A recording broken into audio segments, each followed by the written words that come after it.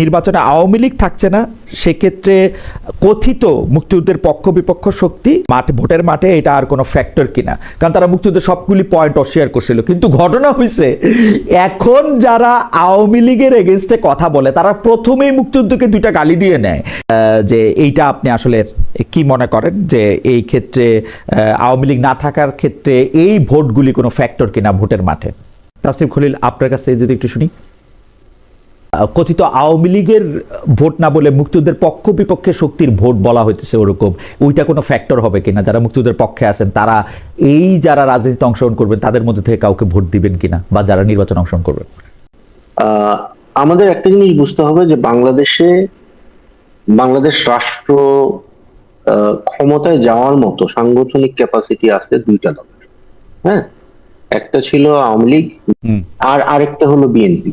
হ্যাঁ, তো এখন যে জায়গাটায় আমরা আছি সেটা হচ্ছে যে বিএনপির বিরুদ্ধে একটা বিরোধী দল হয়ে, শক্ত বিরোধী দল হয়ে কে উঠবে, এটাই আমরা আসলে সামনের 2-3টে ইলেকশনে দেখব।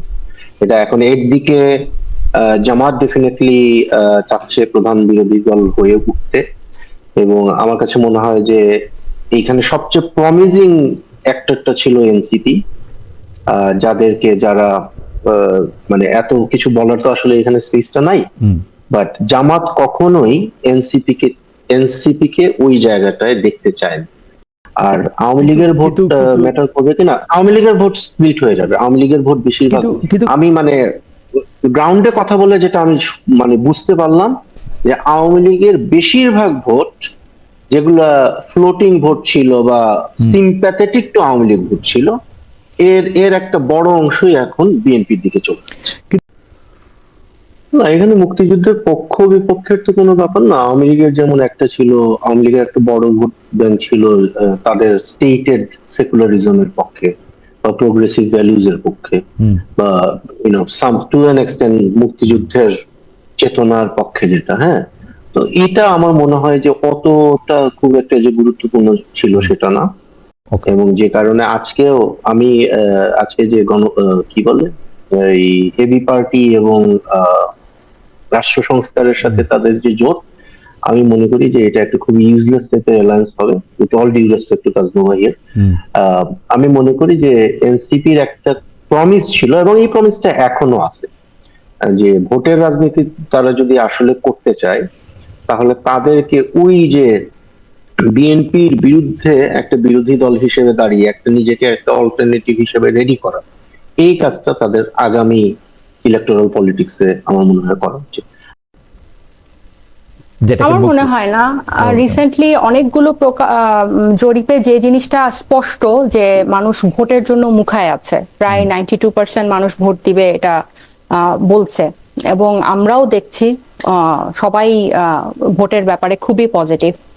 সো আমার কাছে মনে হয় না যে এটা খুব বেশি কিছুই ম্যাটার করবে। আর সবচেয়ে বড় কথা যে এই জুলাই যারা দেখেছে সেটা, এটার পরে আসলে আওয়ামী লীগ নিয়ে কথা বলা, তাদের ভোট ব্যাংক, কথিত ভোট ব্যাংক, যে 16 বছর ধরে ভোটই হয় নাই, সেই ভোট ব্যাংক নিয়ে আলোচনা করার কোনো অবকাশ আছে বলে আমার কাছে মনে হয় না। কারণ যেই দলগুলো গণতান্ত্রিক ফ্রেমওয়ার্কের মধ্যে আছে, রাজনীতি চর্চার মধ্যে আছে, তাদেরকে নিয়েই সামনের নির্বাচন হবে, এবং জনগণ এই কয়েকটা দলের মধ্যে থেকেই তাদের প্রতিনিধি বেছে নেবে।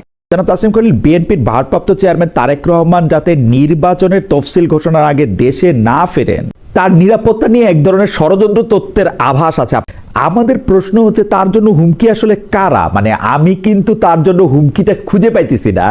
আপনার কাছে কি মনে হয় তার জন্য হুমকি কারা? নাকি তিনি একটা মানে আমার যেটা মনে হয় যে তিনি একটা ড্রাম বিটিং করতেছেন, এক ধরনের ড্রামাটাইজেশন করতেছেন, এক ধরনের তার কিছু ডার্টি লন্ড্রি আছে সেগুলি পরিষ্কার করতেছেন, এবং তিনি একটা এন্ট্রি নিবেন যে এন্ট্রিটাতে মনে হয় যে গড়র প্রতীক্ষায় আমরা ছিলাম সেই গড় চলে আসছেন। কারণ পুরো ব্যাপারটাই মানে যেটা মানে তার না আসাটা পুরোটাই আমার কাছে মানে খুব যৌক্তিক কোনো কারণ খুঁজে পেতেছি না। এখন দেখেন, আমি একটা জিনিস বলি, আমি তারেক রহমান কেন দেশে যাচ্ছে না বা তারেক রহমান কবে যাবে বা যাবে কিনা আদৌ, এগুলো তারেক রহমান এবং তার পার্টি ডিসিশন। আমি একজন মানে আউটসাইড অবজারভার হিসাবে আমার অবজারভেশনটা বলছি। হ্যাঁ, সো এইখানে যেটা আপনি তো এই যে একটু আগে আমাদের তাসনুভাকে একটু বাইটিং প্রশ্ন করলেন না, যে প্রধানমন্ত্রী ক্যান্ডিডেট কে? হ্যাঁ, তো সে কিন্তু এটাও বলতে পারতো যে আমাদের নয়া বন্দোবস্তে আমরা কোনো প্রধানমন্ত্রী রাখবো। হ্যাঁ, যাই হোক, আমার কাছে মনে হয় যে এই প্রশ্নটা আপনি যেটা বলতেছেন যে আমার পোস্টে আপনি ষড়যন্ত্র তথ্য পেয়েছেন, এরকম কোনো কিছুই ছিল না। আমি কোনো তথ্য দেইনি, আমি আমার ওপিনিয়নটা দিয়েছি। এখানে আমি দুইটা জিনিস, একটা হলো সিকিউরিটি, একটা হলো তারেক রহমানের ব্যক্তিগত নিরাপত্তা, আর একটা রাষ্ট্র ভবিষ্যতে কি রকম আকার প্রকার নিতে পারে, রাষ্ট্র থাকবে কি থাকবে না, স্টেট ফেলিয়ার হবে কি হবে না, এই ধরনের উচ্চ রাজনীতি, যেটা মানে খুব ভালো বাংলা হয় না হাই পলিটিক্স এর, সেটার সাথে যখন একজন ইন্ডিভিজুয়ালের নিরাপত্তার প্রশ্নটা জড়িত হয়ে যায়, এবং কেন তফসিল হওয়ার আগে তার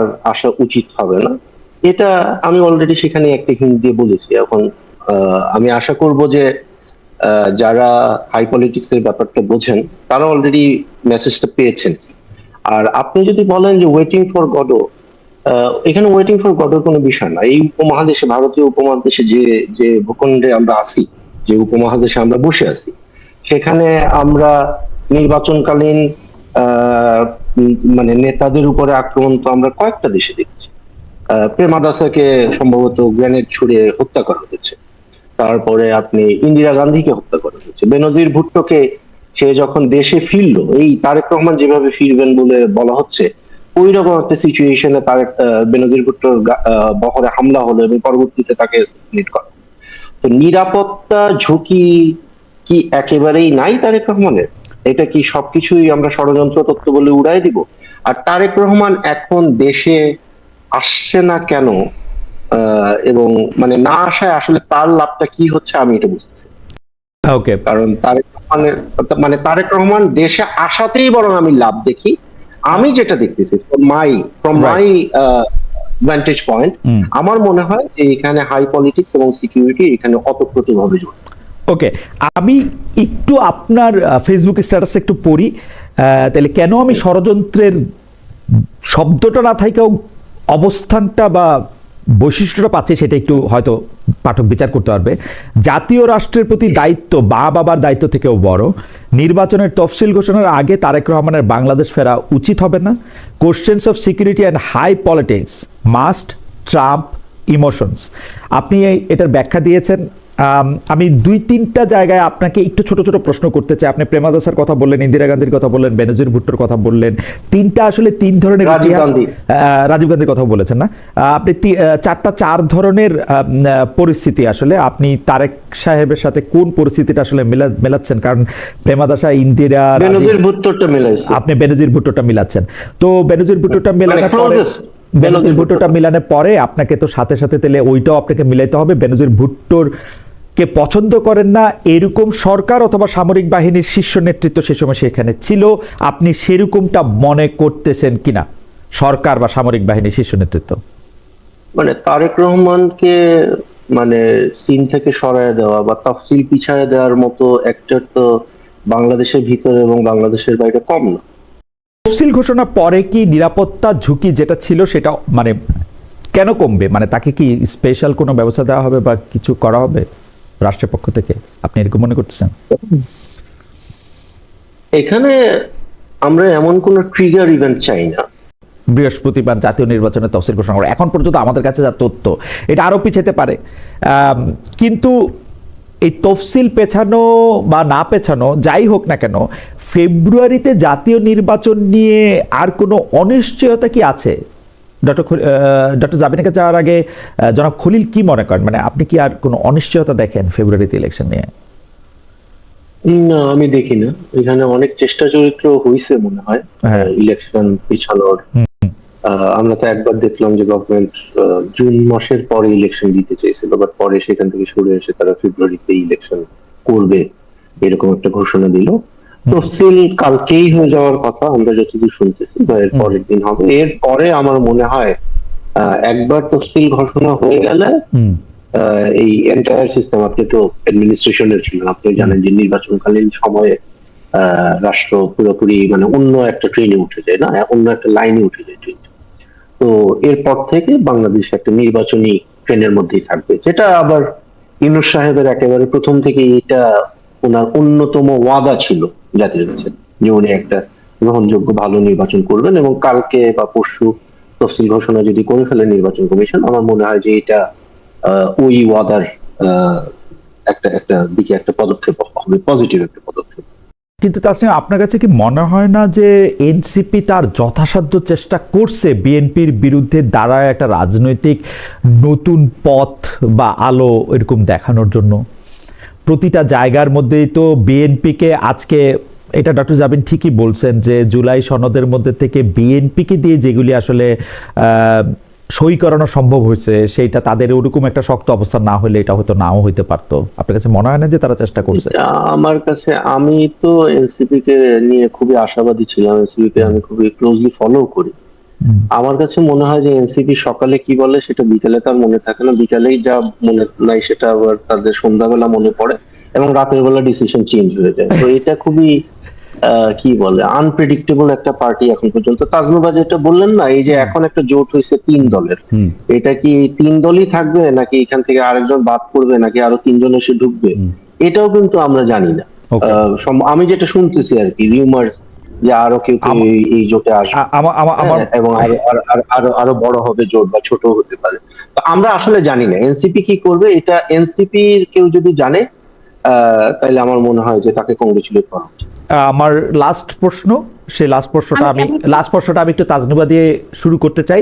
না, আলোচনা আপনি করতে পারবেন, আপনারা যতক্ষণ থাকেন, যতক্ষণ আমার সময় দেন, আমি সব প্রশ্নটা করি। তাজনুবা কিছু বলতে চাইছিলেন, তাহলে বললে আমি এই আপনাদের দুইজনের এই কথার প্রেক্ষিতে একটু বলতে চাই, যদি সময় থাকে, সময় না থাকলে না বলেন। আপনার প্রোগ্রামে আমি সন্ধ্যায় আমি একটা টক শো দেখছিলাম রেডি হতে হতে। আমার একজন প্রিয় লেখক এবং রাজনৈতিক বিশ্লেষক, উনি বলছিলেন যে ভোটের রাজনীতিতে বিএনপি এবং জামাত খুবই স্ট্রং, যে ওরা যেরকমই হোক তারা সাংগঠনিকভাবে খুবই স্ট্রং। তো উনি আশা করেছিলেন যে এনসিপি গত 1.5 বছরে সাংগঠনিকভাবে অনেক পথ পাড়ি দিবে, রাদার সংসদে যাওয়ার চিন্তা না করে। সো আমার কাছে না আপনাদের আলোচনা, আপনারা অনেক কানেক্টেড আমার থেকে বেশি বিভিন্ন অনেক কিছুতে, কিন্তু আমার কাছে যেটা মনে হয় সবার কথা শুনে, যে আপনারা একটা 27-28 বছরের ফ্রেশার গ্র্যাজুয়েটকে চাকরি দিতে চাচ্ছেন উইথ 5 to 10 years এক্সপিরিয়েন্স। মানে 8 মাসে, প্রথমত এনসিপি হয়েছে 8 মাস। আমরা যতবারই বলি যে আমাদের একটা দীর্ঘমেয়াদী পরিকল্পনা আছে, আমরা একটা রাজনীতির আলাদা একটা ভরকেন্দ্র হতে চাই। আমাদের আহ্বায়ক সাহেবও বলেছেন যে আগামী 10 বছরের মধ্যে আমি এই দলকে সরকার গঠনের পর্যায়ে নিয়ে যেতে চাই। তারপরও কেন জানি আপনাদের আশা, হতাশা সবকিছু এরকম, যে একটা গণ অভ্যুত্থান হয়েছে, কয়েকটা ছেলে মেয়ে ফেরেশতা হয়ে গেছে, একটা বেহেশতের মতো একটা জায়গায় আমরা রাজনীতি করতে আসছি, এবং এখানে কোনো দ্বিমত থাকতে পারে না। যেটা সঠিক আমরা ঠিক সেটাই করব, এখানে কোনো কিছু নেতিবাচক হতে পারে না, তারা কোনো ভুল করতে পারে না, তাদের অভিজ্ঞতা নাই, কিন্তু তাদের সব সিদ্ধান্ত হতে হবে একদম পাক্কা খেলোয়াড়ের মতো, তাদের সব কথা হতে হবে, তাদেরকে পুরনোর মতো হওয়াই যাবে না। তাসনিমের কথা শুনে আপনি এগুলো আমি এতটুকু আপনাদেরকে একটু শেষ করি খালেদ ভাই, মনে হলো না আপনাদের দুজনের আলোচনায় মনে হলো, মানে আমার আর তাসনিমের কথা শুনে আপনার অনেক হতাশা ছিল। আমি শুধু এতটুকু বলি যে আমাদের অনেক লম্বা পথ পাড়ি দিতে হবে, এবং আমাদের জোট বড় হোক ছোট হোক, আমরা থাকি না থাকি, এনসিপি আগায় যাবে। কারণ এই যে গণঅভ্যুত্থান পরবর্তী একটা রাজনৈতিক, মানে এই সময়টার আমাদের উপর একটা পুরনো এস্টাবলিশমেন্ট 54 বছরে যেটা পারে নাই, সেটা পারার একটা গুরু দায়িত্ব আমাদের উপর আছে। আমরা এখনো যদি সেটা আপনারা হয়তো অনেকভাবে কানেক্টেড দেখে আপনারা সেটা হয়তো কনভিন্স না, কিন্তু আমরা যারা দলের ভিতরে আছি আমরা এটাতে কনভিন্স যে আর যারা পুরনো আছে তাদের মতো হয়ে যাওয়ার জন্য এনসিপির জন্ম হয় নাই। তো এই কথাটা আমি আপনার প্রোগ্রামে এর আগেও অনেকবার বলেছি, কিন্তু তারপরও এই কথাগুলো আমার মনে হয় যে এই কথাগুলি আমরা অনেকবার শুনছি, আপনারা নিজেরা একটু শুনেন আপনাদের কথাগুলি, তাহলে সুবিধা হবে। হাওয়েভার, আমি একটু লাস্ট প্রশ্নটা করি, যে কারণ আপনারা যেগুলি বলেন আমি তাসনিমের সাথে অতটা করে আমি বলতে চাই না যে সকালে এক কথা বিকেলে এক কথা। আমার খালি আমার আমার আমার আমার খালি একটাই অনুরোধ, আপনি এখন যে কথাগুলি বললেন, আমার এক বন্ধু বলছেন যে আপনি ঠিক কথা বলতেছেন, আমার কাছে মনে হয় আপনাদের কথাগুলি আপনারাও নিশ্চয়ই শুনবেন, আমরা তো শুনবই, আমরা মানে শুনছি, আরও শুনবো, কিন্তু আপনারাও শুনেন। আমার লাস্ট প্রশ্নটা আমি করি, 90-এর পর থেকে জাতীয় পার্টি যতবার ভেঙেছে সেখানে সামরিক গোয়েন্দা ডিজিএফআই এর একটা প্রভাব রেখে এসেছে। এখন আমরা আবার আনিসুল ইসলাম মাহমুদ, আনোয়ার হোসেন মঞ্জুর নেতৃত্বে নতুন জোটের আত্মপ্রকাশ দেখলাম, তাদের সাম্প্রতিক রাজনৈতিক ক্যান্টনমেন্ট দ্বারা নিয়ন্ত্রিত হচ্ছে বলে অভিযোগ রয়েছে। সামরিক গোয়েন্দা ডিজিএফআই ক্যান্টনমেন্ট মুক্ত হবে, নতুন রাজনৈতিক বন্দোবস্ত, সেই আকাঙ্ক্ষা কি বিলীন হয়ে গেছে কিনা? এইটা আসলে হিসাবে তাসনিমকে আগে করতে হইতো, প্রশ্নটা পরে তাজনুবাকে। আমি কি এইভাবেই করব? তাসনিমকে আগে একটু বলবেন, কারণ মানে যেটা কানেক্টেড বলছিলেন ডক্টর জাবিন, সেটা বোধহয় তাসনিমের সাথেই বেশি কানেকশন সবার, সেই জন্য আমরা একটু বলি যে এইটা কি আসলে সামরিক গোয়েন্দা ডিজিএফআই এর একটা প্রভাব? আপনারা তো হাইলি কানেক্টেড। না, I'm not connected, I'm like informed যে আপনি খালেদ ভাই কি কারো কোটেশন দিচ্ছেন জাতীয় পার্টিকে নিয়ে? না, এটা আমার পর্যবেক্ষণ। জাতীয় পার্টি যতবার ভাঙছে ততবার নাম পড়ছে সামরিক গোয়েন্দা ডিজিএফআই এর।